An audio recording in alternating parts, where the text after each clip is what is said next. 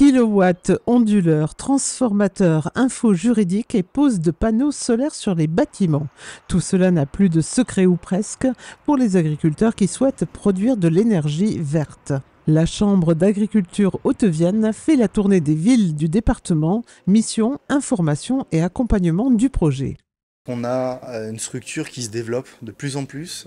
Aujourd'hui, on pouvait se suffire d'une basse tension de 220 volts.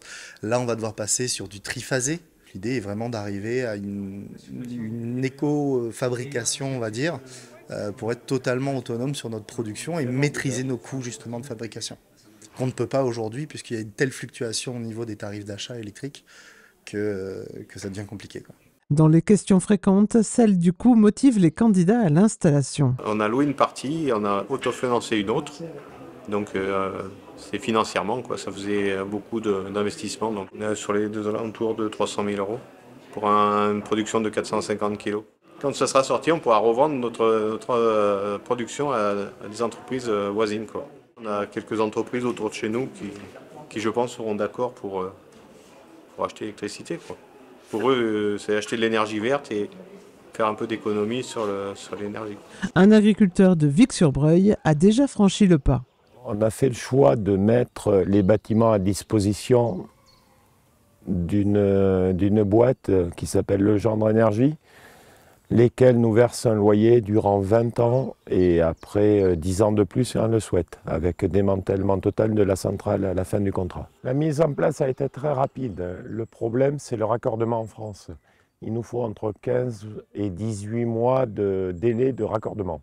C'est ça le plus dur. En investissement, les premières études parlent de 8 ans, 10 ans de retour sur investissement.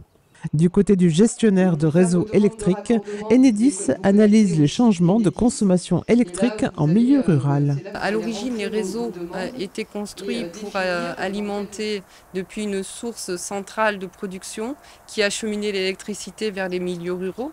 Donc les réseaux étaient de manière décroissante vers ces milieux de consommation où il y avait peu de consommateurs, donc en milieu rural. Donc il faut adapter les réseaux pour acheminer cette énergie vers les lieux de consommation.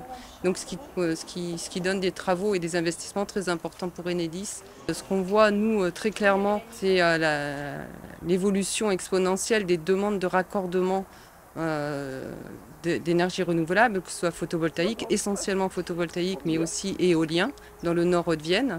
Et donc, on voit que depuis 2021, la demande croît chaque année et ne fait que croître. Impossible de stocker le flux issu des panneaux solaires, la solution reste l'autoconsommation collective. On peut s'associer en tant que producteur et consommateur dans une même entité et pour partager une énergie produite localement entre les différents consommateurs qui sont autour. C'est une solution d'avenir dont certaines collectivités autour de Limoges s'en sont emparées. Et un exemple, c'est l'EHPAD de la Batide, qui a été une des premières opérations d'autoconsommation collective qui a été portée par la ville de Limoges et le CCAS.